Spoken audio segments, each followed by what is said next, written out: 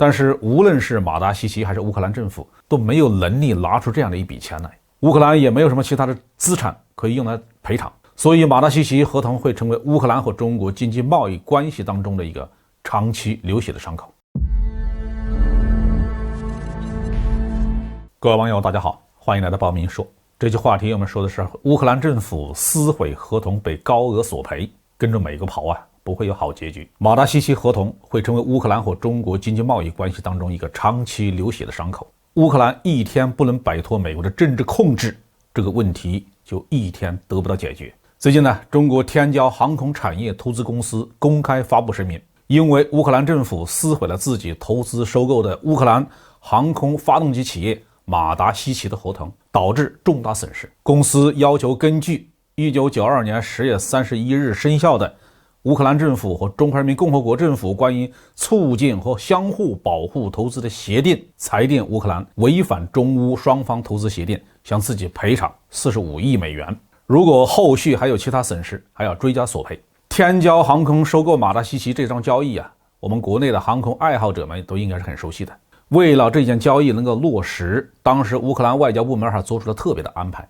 是非常乐于促成的。当时国内外舆论普遍认为这桩交易是板上钉钉的，之所以会闹到今天这个局面，完全是美国政府从中作梗。每个人认为重型涡轴发动机技术是无论如何也不能让中国人掌握的，如果中国得到了马达西奇的核心技术，那么就可以用来研制各种吨位的重型直升机，这对中国人民解放军的战场突击能力和中国通用航空事业的发展将起到很大的推进作用。马达西奇公司的经营和归属问题不仅仅影响中国民营企业进军航空事业的进程，也影响俄罗斯军队直升机装备的发展。这是因为在苏联时代大功率的涡轴发动机的生产就是安排在马达西奇进行的。在前苏联解体之后的一段时间里面，乌克兰和俄罗斯的关系还不错，马达西奇公司向俄罗斯出口了各种各样的发动机，用在很多型号上，这也影响了俄罗斯直升机动力的国产化进程。如今局面发生了这样的变化，俄罗斯虽然表面上不说什么，但其实内心里是非常焦急的。俄罗斯一方面大力推进重型涡轮轴发动机的国产化，一方面也想办法从乌克兰用特殊手段进口发动机。在2021年的上半年乌克兰方面还曾经宣布，特种部队截获了一批打算秘密运往俄罗斯的发动机。在新闻照片上我们可以看到，在一处破旧的郊外废弃的房屋当中存放了一台用索罗布尔裹好的发动机，这说明马达西奇这家企业在当今的国际直升机装备市场上的地位。美国既然不让这家公司卖掉，又不让它向中国或者是俄罗斯提供产品，那么是不是应该给马达西奇一条活路给他找点活干呢？根据目前所得到的消息，美国人根本不关心马达西奇的死活，可能美国希望呢这家企业最好自生自灭，这样就完全断了中俄的念想。有人指出马达西奇的技术在欧美看来其实价值并不大，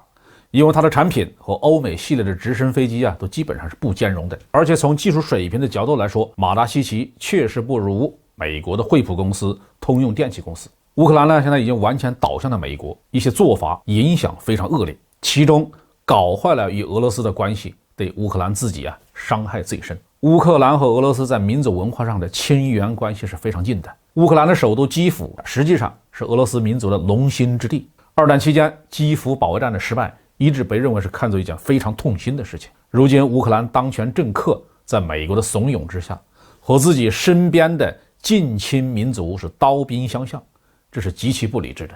天骄航空与马达西奇的交易应该如何收场？按照正常的逻辑，既然是乌克兰政府阻止了天骄航空收购马达西奇，那么谁撕毁了合同，谁就应该为此付出代价。天骄航空就此索赔45亿美元是完全正当的要求，但是无论是马达西奇还是乌克兰政府都没有能力拿出这样的一笔钱来，乌克兰也没有什么其他的资产可以用来赔偿，所以马达西奇合同会成为乌克兰和中国经济贸易关系当中的一个长期流血的伤口。乌克兰一天不能摆脱美国的政治控制，这个问题就一天得不到解决。好，这句话题就说到这里。